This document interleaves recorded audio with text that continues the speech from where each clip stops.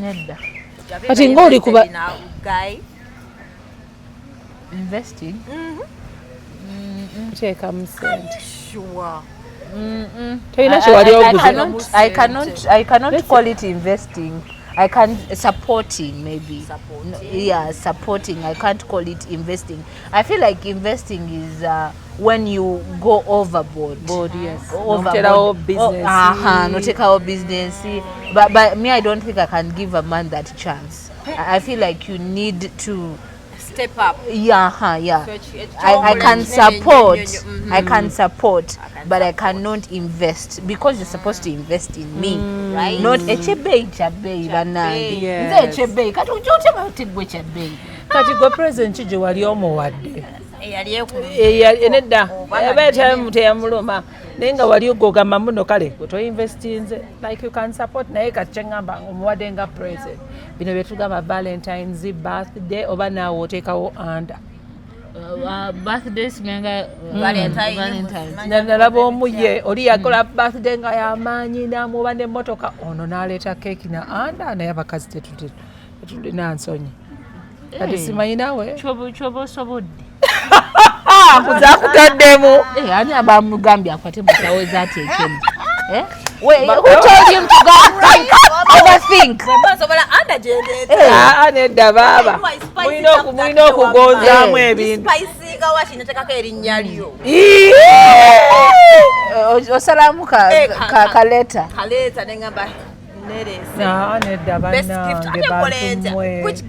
Mata Mukisa alabika naye kati bwali.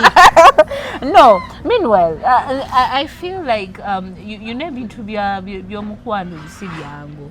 Nenze ndowooza because waliwo omuntu me have ever gone overboard and then I did it, but then the person wasn't happy. I went, booked a very expensive hotel. I invited friends. Never young and spending the cent. And the person wasn't happy. Rakuwange la sales are spending. I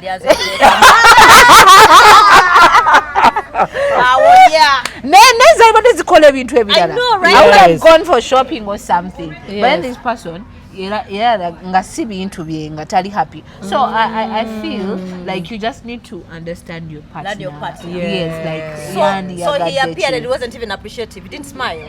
He pretended like oh, we are there in that moment, but he wasn't there in that moment. Because it wasn't his kind of thing. For him, he's the one to do that kind of spending. Yes. He feels like he's the one who has to come overboard. I tell you, he feels like now I'm supposed to be like like romantic, just do like a flowers, nice outfit, and give under. That is it. That is it. So for you wanted to do something extra, yes, like those like, things. Thank you. I know. Invite people like. But this person wasn't happy. From that time when we separated, I learned like to be a partner. But your partner, why a partner? There's something they've been talking about like every day. Like, oh my God, my perfume is done. Oh my God, my perfume is done. Oh my God, just that Kasimbo. Oh, babe, you bought for me my perfume. I love this. Oh my God, that Kasimbo gets the name. I told you quit abantu. Mulibavu bazibu or mutegese mere. Bagana balekera ebintu awo mu byoze instead singa sigaddawo tasanyuse instead singa wabaddeawo mu mirembe nokowa tosaana kuwayo under that night. Musajja but under has become under here. By the way, you can't. You're tired. So you just need to. So the heartbreak, how did you overcome? Because people go through different phases in heartbreak. Did you try to apologize? You know those things. I remember when I sent flowers. You sent flowers. Yeah, I sent flowers and then I put I'm sorry. My mama. You're so romantic. But Munanga was told by the florist, Mbunombo flowers. Sorry. I contested without his permission. So ne wakananga yali anganye so ne ngamba contesting. Neba naye abamawulire n'olugambo. Era ne babiteekayo. Bwe yambuza ne wakana. Nga that is not me. Alabika ina body ngeyange. Yeah. Nangamba I know you nemugamba Did you sinze interested in what? miss Miss what? Remind me. And people will start looking for my pictures and posting them, but I was conscious that I was a runner Wow, up. which is nice. No, it's good you broke up with that guy. Like, he didn't like that. No, he didn't. He didn't. He like- didn't. Yes, I did.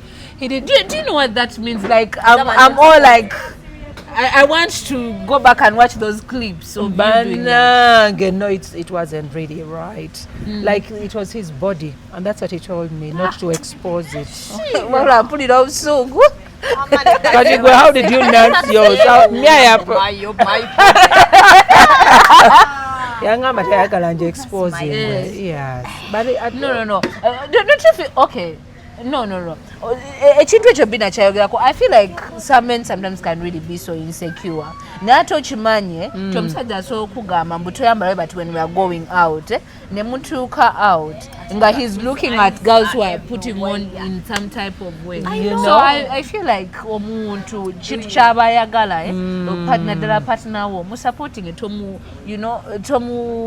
tekako limitations. yes. That's my body, but that's my how when unless you put a ring yeah, but nogenda out ne guy akulagawe bati wagenda ne baggayi be ba friends be omulaba nga azina nnyo.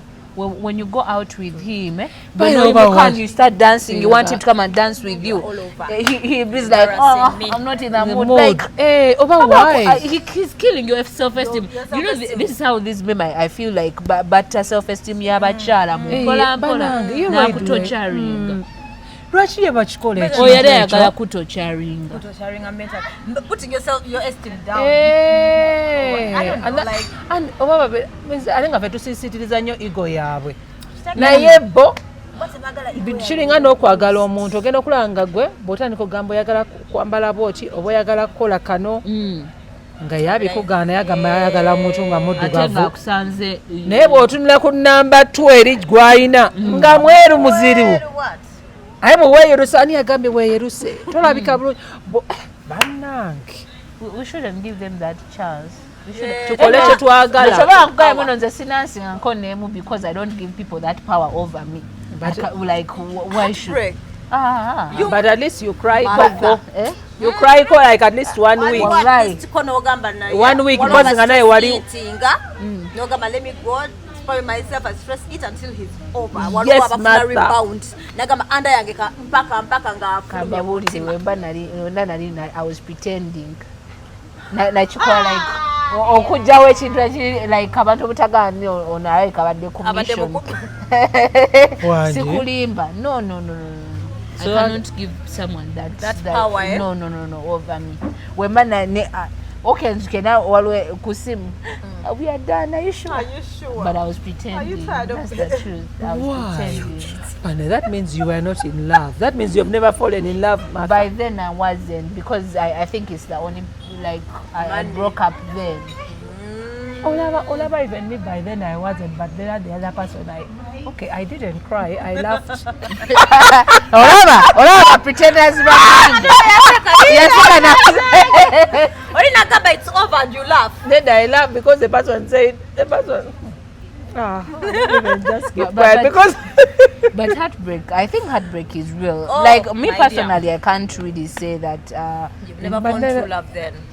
Okay, the very first one yanuma naye eyokubiri yo naseka. I think nali sinaba kuchingira no mu excuse je yampanga te adding up naye sagala ndabe bambi naye nange yasoka yanuma but eyokubiri I was prepared so te yanuma nakamba kyayinza okugamba maybe omukwano guluma kwanza tebankyawangako ebiseera biganze yali akyawa omukwano guluma ngonawo obirengedde how. Let me tell you. Omukwano guluma batya? How? Okimanyi nti you can be home ng'omuntu otanakuda naye ng'owulira bannayo ofa like you're dying. N'essimu bannayo aleka tumanya baweereza omuntu n'agenda out gwe n'osigala like at home no essimu eno soogikuba ng'emirundi 10. When are you coming back? babyagala Nakyo bagamba omukwano guluma. because it's that thinking. Me, my experience is You stop thinking when You you're in start love. thinking. notandika okubya obufaananyi oba kati atuuseewa n'omulaba nga ddala oba ali mu loogi ki aye nebyo ebintu ebyo bagamba munno sibanga tebabyagala how okubakubira are we already like 50 years in marriage wano ale walina okubeerawo where are you so where are you akomadde where are you nga maze kuzaala abaana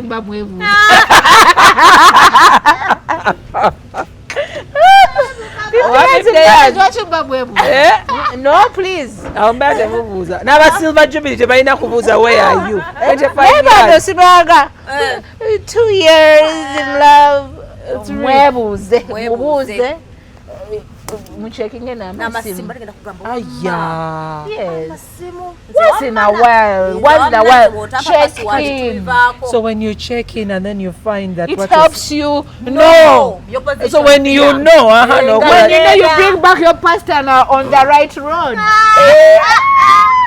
you bring but the you leave no please you fight for that no got toward in silence yes you fight for it in silence by talking to the other we're not talking about fighting I'm going to be violent I never been talking about because you throw your man's phone on the wall excuse you fight in silence come back home God I saw that chick in his phone but we are going to fight her amen we shall fight her amen trust me this guy is going to come back babe. This chick I'm not even longer talking to. You tell me. Should I tell him that I saw, or I should just keep quiet? No, you should tell. And when you find out, tell him. Tell those things I'm keeping quiet. Nicely or with this? Nicely. Timunai. Who is this? Nicely. Especially when you're dating, it should be nicely. When you're just dating, it should be nicely. Muyite na hani ti hani ono tumuyita tutya oba ndekewaawo message njitekawo ku mmeeza ajja okukima essimu ya birabe. No, first of all I think biri byanjawulo. Yes. I feel like you need to know which position you're in with your man. Are you two looking in each other's phones? If it's an agreement between both of you, are you two looking in each other's phones? Make sure you pray again to God that you reach that point when you have to look into that phone. I'll make you dream about the password. God, make a miracle. No, first of all, we shouldn't fight to know the password. The password should be given to us in peace. Peace, auntie, when you give it to us in peace, you'll have deleted all the messages. It is not. One time. God will bring out that person. But when you see that person, that person is what? Is human. You talk about it. Like, there's this other person, like, what's going on? Like, what's wrong? Of course, I need to know when you're too soft. I don't know take a there's this other person, like, hey, why are you looking to? Hey, where should they look into your phone? What do you mean? What do you mean? I didn't know they're going to come in when you should tell me who this person is. No fuluma nagamba nenda twawukane. Naye akwagala wamma. Akwagala. He'll be like, you know what, babe, I'm sorry I did a mistake. Because first thing we are living with humans. We are all human. Temptations, by the end of the day, I think when we give each other time, we can all change it on the same mulamwa. So what can't you forgive your partner? No, this one is extreme. Cheating? Yes. Really? Yes. We are human. No. We are human. They say men cheat. No. You don't believe not all men cheat. Not all men cheat. Especially abakwagala. Not all men cheat. And ate wache ekintu ekyo wekiri kubanga ffe abakazi tuli mubateekamu ekintu nti ffe tukimanyi nti all men cheat. Nedda. Ffe abaana abamu ffe batuzaala nga tukimanyi not all men cheat. Thank you so much. Why are you putting your narrative into our heads? But we're okay. Yes. When you're dating omugamba, before we get serious, me, the moment I catch you cheating, I don't like cheating.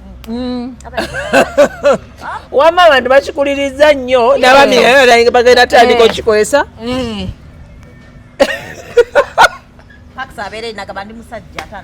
Oshtegera. And you know those even those men I feel like abaje bati ne begambisa mbu wabo baberanga ngati batya ne bakazi babo okumanya nti no bachiitinga. Naye nga bajje no mubasajja banaabwe. Zo omukazi takola ki, omukazi tankola ki. Those men are lying. Those men are lying. When you want to know that they are lying, musaye ko ngali ne mukazi we. Bana ye bewombeka. Olimba. Yefulanga atakumanyi. Naye nga this side he can come in his boys. Inzo omukazi ankubira ate essaawa ez'ekiro. Musaye ko mukazi we nga amukubidde ekiro essaawa ez'ekiro. Ate bagamba bana endowooza katunyoddemu leero keeko agende. Ebyo katunyoddemu leero keeko. Kumbe bamukubidde. Naye nga abeera mpaka ezo akamaze omukazi tambuuza gye mbadde. Ne wamukubira. Kenyweddemu keeko. Auntie, I'm about to come. I'm about to. One for the road, Nava. So I feel we should just stop listening to what everyone is saying and just focus on you and your partner, what you are saying. Kale ngasakulaba bana abayimbi abasinga babeera babanywa ekintu ekibafuula soba.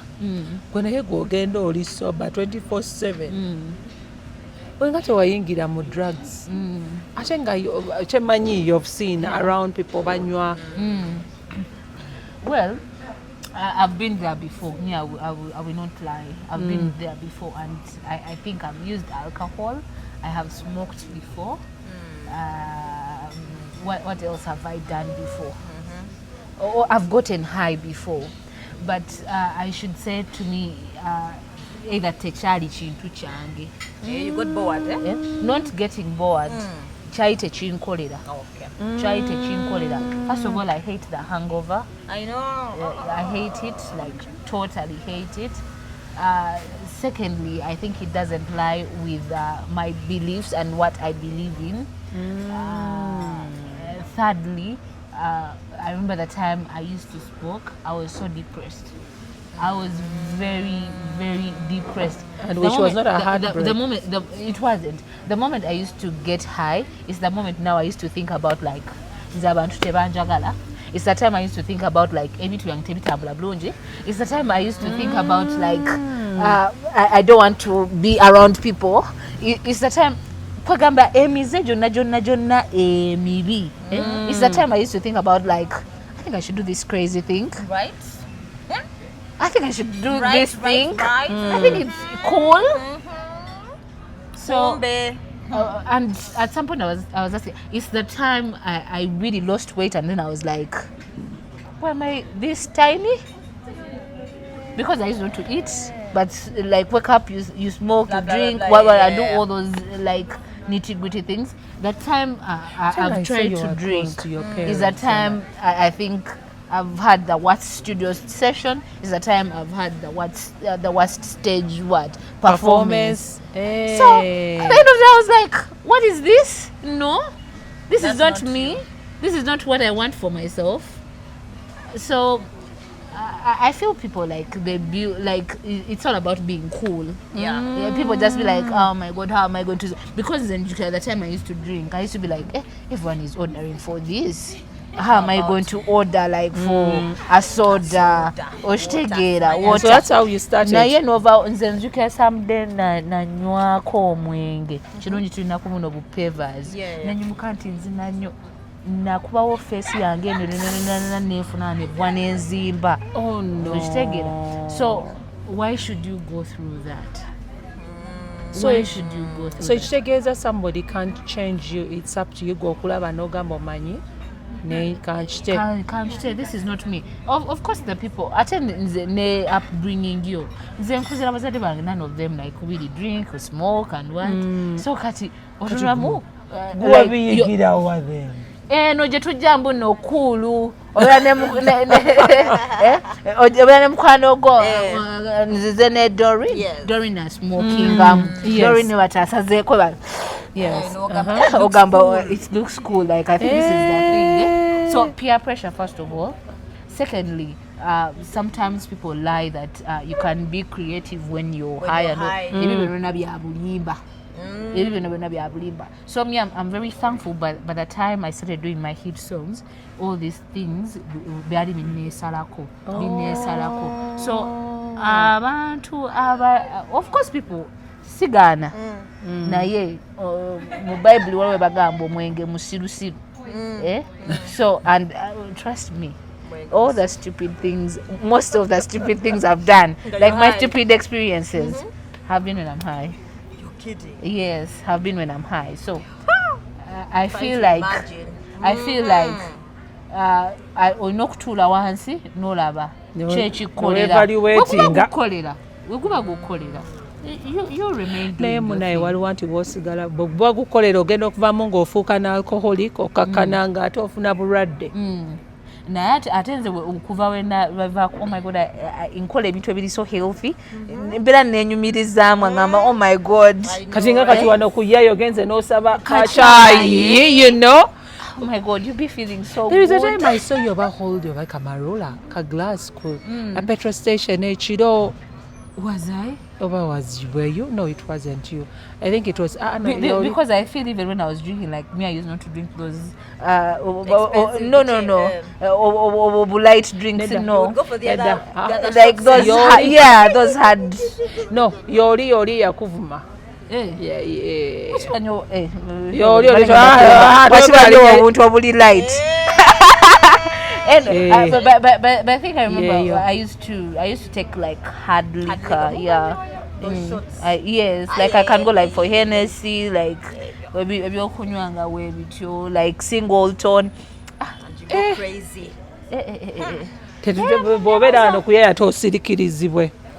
No. Cut it right now. I'm into healthy living. But which is smoothie, healthy smoothie. And how does that make you feel? So nice. Wow. So nice. Watching your dad. Do you know there are many who want to do that, Nenga? Now I'm just enjoying. Forgotten. Sorry. Now I'm just enjoying. So it feels good to be sober. It feels good to be sober. It feels good to do things when you're sober. Let me ask, the short thing. It's sad that it's me asking all these sad things. It's supposed to be Dodo. Short what? The short thing. Did you intend it or on stage? Which one? Dodo, which one? The short, when you were performing over the zip. At Rutano's concert. Dodo is looking for that. Don't. I've seen 2 instances.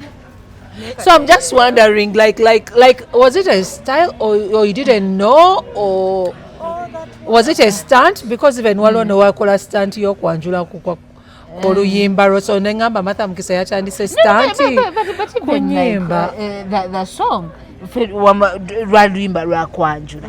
We just put out pictures mwabakolaki mwabayogera ebyamu.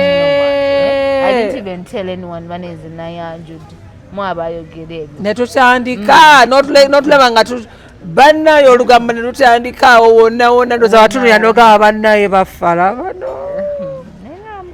cheka abantu banjagaliza bufumbo naye. So that wardrobe malfunction wakola otya? The wardrobe malfunction, it was just a wardrobe malfunction because nothing was intended. Okay. Yeah, nothing was intended. I also did not get to know about the whole thing until nganduse waka. And those are someone tells me like, have you seen the internet? I'm like, what is on the internet?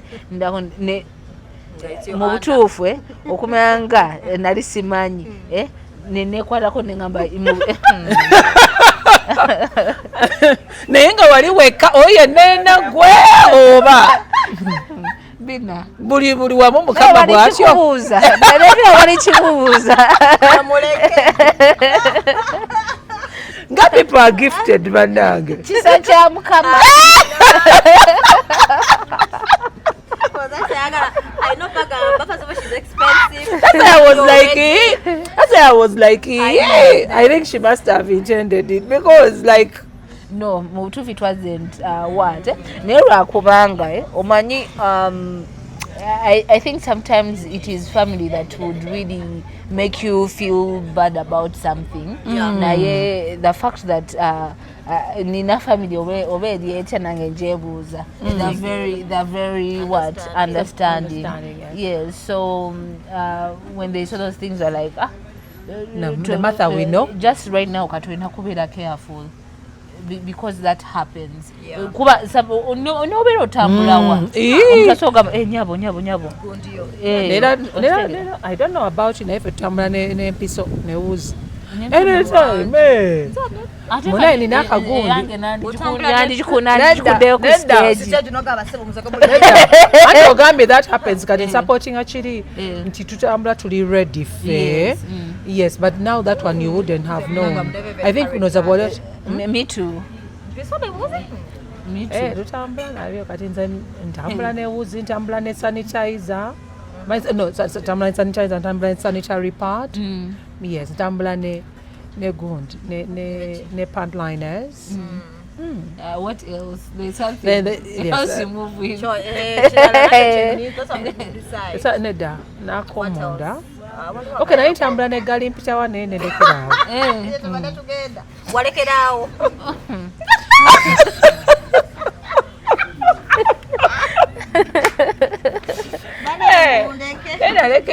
Because like so why do I worry? Because of my abasajja bamanyi okwesuluwaza.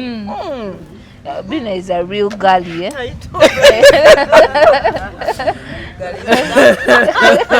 Hey, so mumubeera mulinze. Bwala ndiko kungamba teyaguze. Muvuga mpaka. No, eshufu minze sikyali ku bantu ababeera banoonya zigali mpitawa. Okola otya mama? Twekebeza. Sikyanoonya nze. Sikyabeera awo nti nno leero ngenda sangayo ono. Nsangeyo ono. Si kyekyo, just obeera awo n'ogamba. Obeere celibate.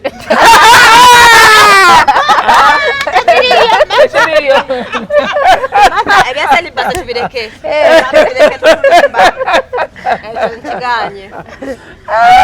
Ekituufu nze ndudde okulaba abantu actually ndudde okulaba zigali mpitawa. Bana twali gundi twali nono. Ndudde okola kugali. Kusana twali ne dodo. Tunulya gali mpitawa. Netandika okugamba nga waliwo natandika okwejjukanya dodo ngamba yo rough rider. Waliwo endala gye twalaba nga kirabika mpya. Wali kiss? No kisses. Kiss yo weeri. Nga ye emaze.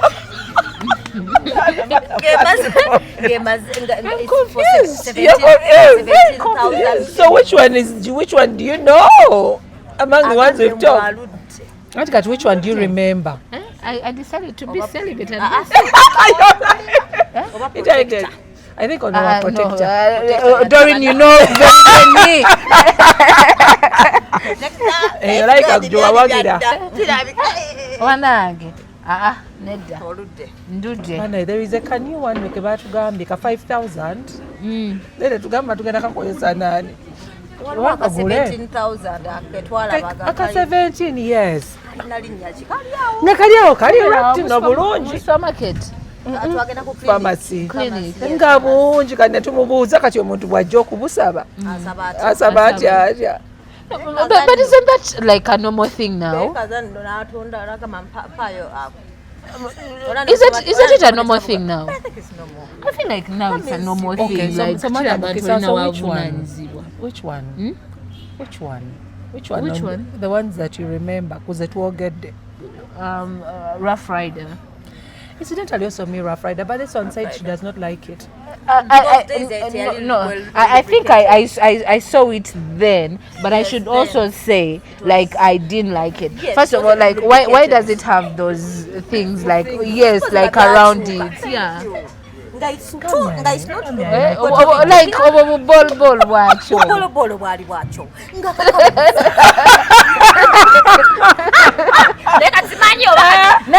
don't know. It has been a while as well. Yeah.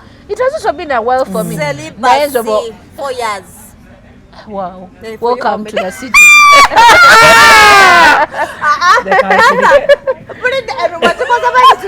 For you. This year. I've never been celibate, but Thank you for speaking that truth. I've never been celibate. But what? Naye buli omuntu nze ndudde okubulaba. Sekeza mwekebeza. Which is good. Yeah. Naye buli omuntu, oh my God. No. But why do you like Rough Rider? Because they are rough. They are rough riders. So people like rough. Some of us. No, but you just hear do you know where I come from? Okay, the nose is for this way, but definitely me, I can't hear roughness. Yeah. Yeah, we don't. I rest my case. Yes. As you're gifted, Yeah. Some of us are also. I rest my case. So I don't. Closes her eyes. She doesn't remember anything. Her anything. Wow. Then lights off. Never know. Ogera chimba paka bana muyambo chimbe moliyimba. Every interview I know kwogera. Oba n'abantu abalaba YouTube bote bakikowa. No, waliwo testimony ngayo every time. No kwogerebwako. Lights off. She's even brown. You're like, why are you turning off the lights? Amabera sagala nkovo. Mulimu shapes zaffe wammanga tebinyuma. Kale for you now you've told me about my bust, so now I'm going to be very confident. Yeah, you should be. Nabe ku internet some guy was saying. Some guy was saying good positions is it keeping what to look beautiful. Yes. Missionary. Oh, Yeah, keeps at what. Naye this one on top. We look so ugly here. Sir? Abaina bus. No, bona any girl. When you're on top here. Yeah. Missionary is better. Missionary is better. You look so beautiful. Chanchageza okujukira. Ono wamma ayagala cowgirl style. Cowgirl yani oyo. Agenda gama wheelbarrow. Cowgirl yatugamba. Ajigeza kwa mama gundi gamuluma bisabye muluma. But she's on top but she's facing the other side.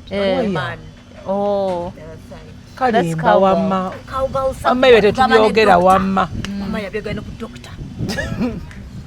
Kubanga mathematics abimanyi tugamba nga tune doctor n'agamba yagezaako cowgirl. Ondiwalanya n'olugoye bwenakola bwe tugenda kwambuka. Ate onyumya. Someone kuba pictures. Please stop. I think the one I like is the dog style. You like dog style? Yes, dog style. I think I like that one. Dog style is good.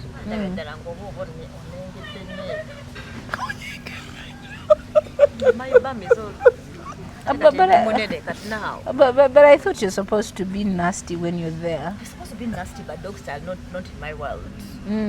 So go to watch your wheelbarrow.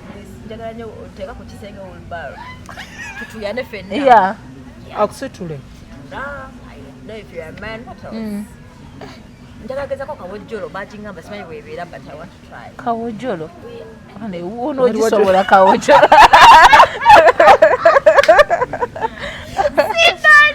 Kawojjolo ateereeza. Naye styles tagenda mu gundi yaffe mu our type of body.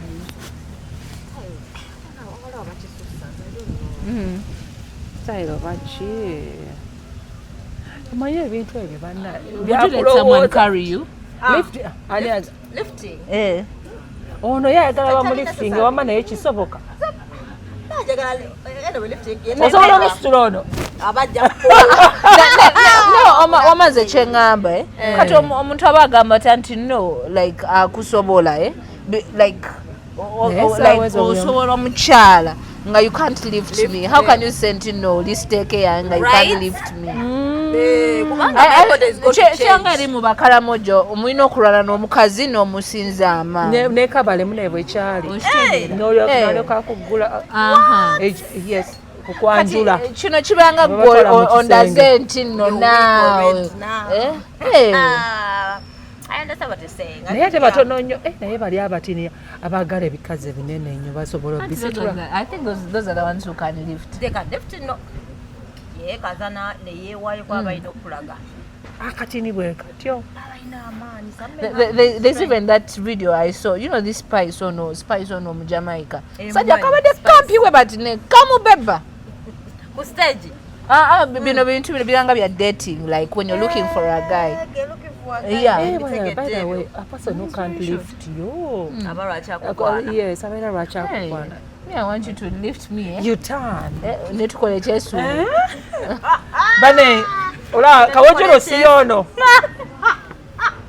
Alabika kawojolo yoyo mojoke. Yalo kawojolo. Alabika yono. Ati kasuke malo okwechereza. Ni kawojolo mwaba yoyo mulungi. You're going to try dodo. You want to try kawojolo? Yes, kawojolo. Yeah, you should next try time. Kawojolo. I think I'm going to try wheelbarrow. Wheelbarrow. Yeah. Yes, on the wall. Be like, and also kunsobola. Yeah. Yes. Sugar, that's also lifting. Yes, but at least so when I was supported. Oh, you're supported. Yeah, but now we are most places it's very hard. Where they put like one leg up and down. What is that? When you're standing? No, when you're lying. When you're lying. What is that? Do all those have names? I don't know. But I think one has to be creative. Yeah, I think so. Then when we don't go it again, yomuleke. Don't overstretch at someone or menye. Bakugamba nedda mukwano. That was ombera mu biwulira. So kubana nze pain ijulira. Zena na ngenda. Mweri moment yabera flexible. Nebyatali mu real life. Yeah. Then afterwards, no matter no college, no. Notandika okuwulira pain. Ayaya, naye mira panadol azima. But we need to explore these things. Yeah. It's just that enaku zino okufuna omuntu ali trustworthy. Si changu.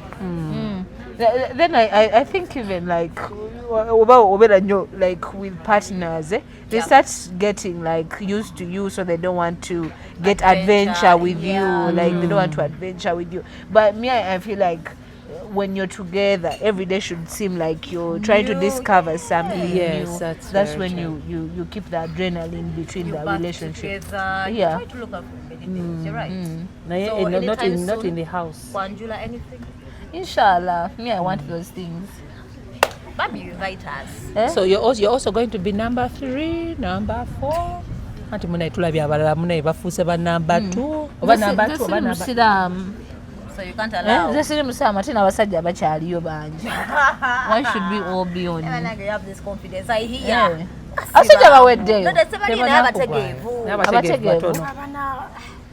Bagamba wogenda mu gundi mu kiraalo ky'ente ng'onoonya ente ennene nnyo oyinza obutagikola ki butagifuna okitegeera, but when you go mu kiraalo you'll be looking for particulars on this cow. At least funa milking cow wefuna okitegeera naye ati muna tebatukkiriza kufuna eno yomuna empozi ng'oyagala kudda western world naye ng'eno bw'ofuna bakutya bakudduka because nali nkyagala nnyo nze me I really want it. I want a heart that loves. You know, I want my heart to love. Si bano bakokwana then I told my Lord, you go kubaagala. And that person is going to come in and like trust me, and you're going to yes. Why don't I choose for myself? You want to choose? Era mu choosing. Njagala ngende mu kiraalo nze mba nnondo nga naye bw'alonda. Ogenda mu anti malindooza nti byobadde oŋŋamba tifunye munnange wobeera ali mu kiraalo ng'olina ente ezo nga tuyimba oluyimba neetege olwamata mukisa obeera mu kiraalo ng'olina ente ezo weezige gwebeera muli eri ejja gy'oli buli gy'olabako batyo ng'ogyetegereza you're going to find this other one cow. So this other cow I think you're right. Yeah. Just be open to like I feel like we should just be open to love and also be open to trying out different things. Opening is good. Most people want us to first go under mama body count. No, not everyone. Singa muna abana benaku sino bonoonefu baagala under mwana wa mama. No, rakubanga even wamba olaba even those omuntu asobola kuti ngali very nice naye nga alina deficiency nga either ali short okufaako obufi kapita nga asobola omutundu alinagaa naye ddala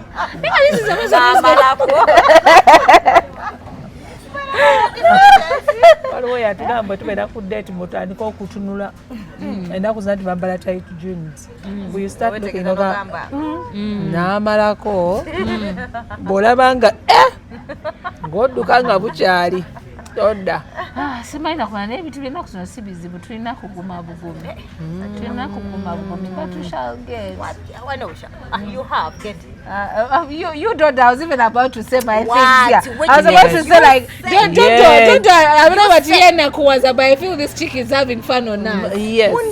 No, I'm not having fun. I am so open.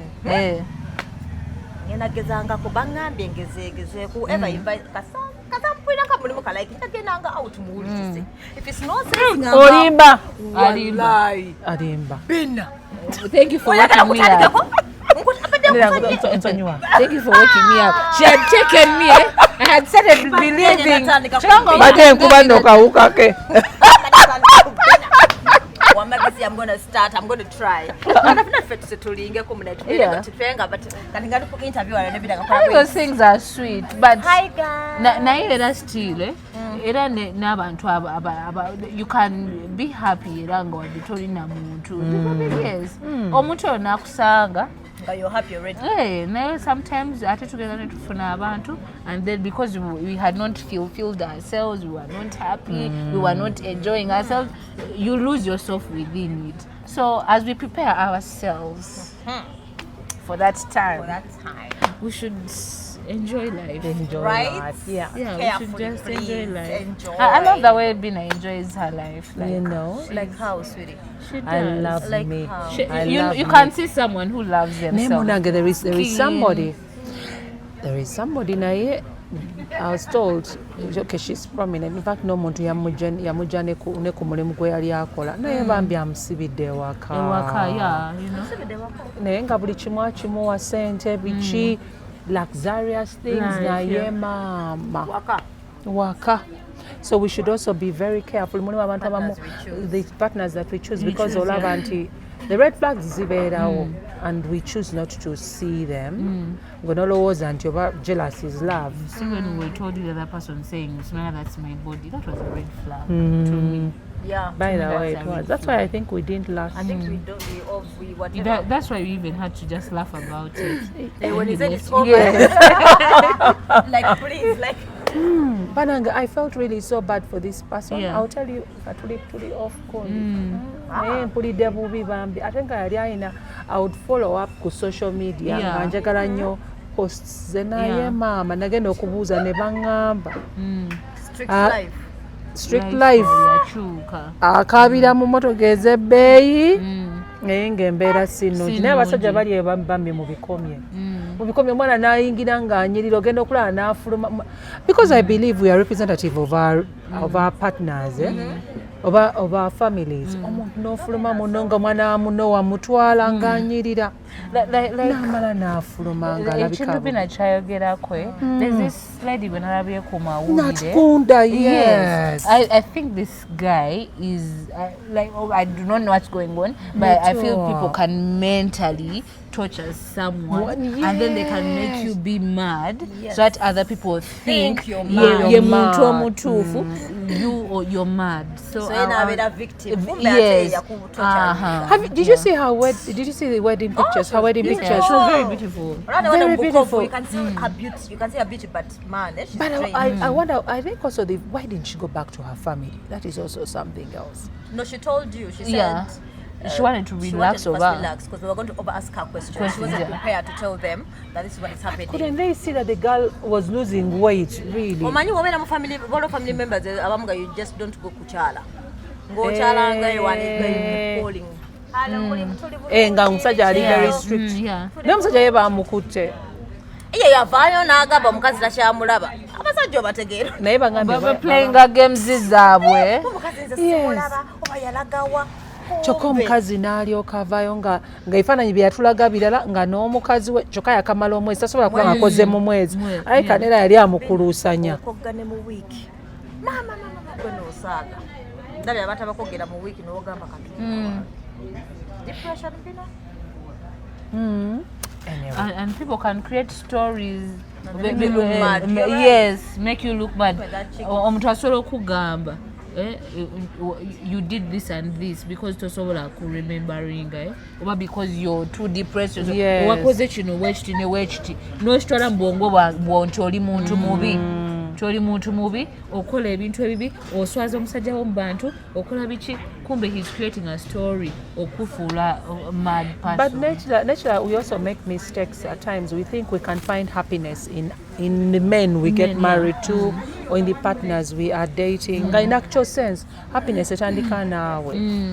Nayo batulo bayatulowooza nti oli bw'otamulaba katulaba nga bw'obadde ogamba essimu kwana ne guluma. Neguluma. Ogwo gwa first time gwina okufuna excuse. Tumbe wano.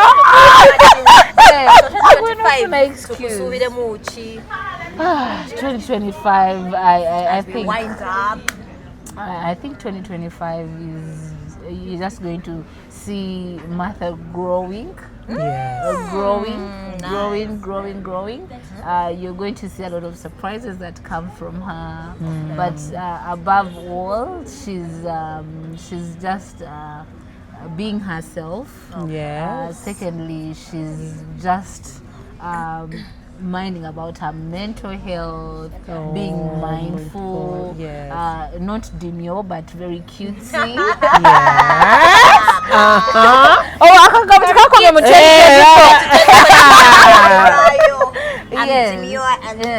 So I think 2025 I'm going to be releasing music. Like I cannot stop releasing music. Do you write your songs? No. I do not write for myself, but I create with other writers and we come up with beautiful stuff. Yes. Musically, I think I'm going to stay doing my music. I'm going to bring out new music, support it, but above all, Martha is just being herself this year. So no pressure. So you're going to be growing and growing. Are we expecting you to glow and glow? Yes, glow, like a lot of glowing. Yes, a lot of glowing. Glowing and the hand is because she's seeing the glow.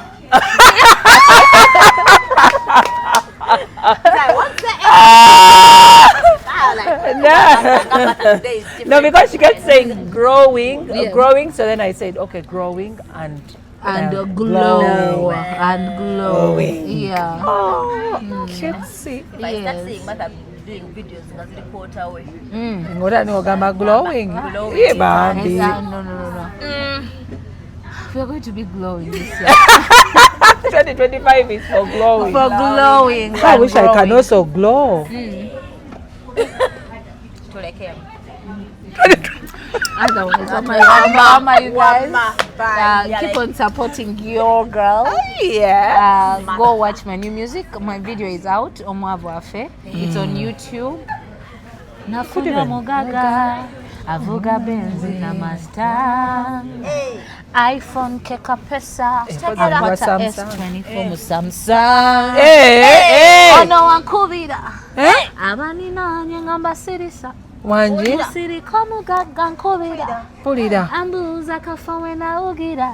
Wanji Omwavu afe. Oba afe. Fetubonga n'abagaka. Omwavu afe. Oba afe. Fetubonga n'abagagga. Omwavu afe fetubonga n'abagagga. Mwaba mbanyi. Thank you guys. Bye.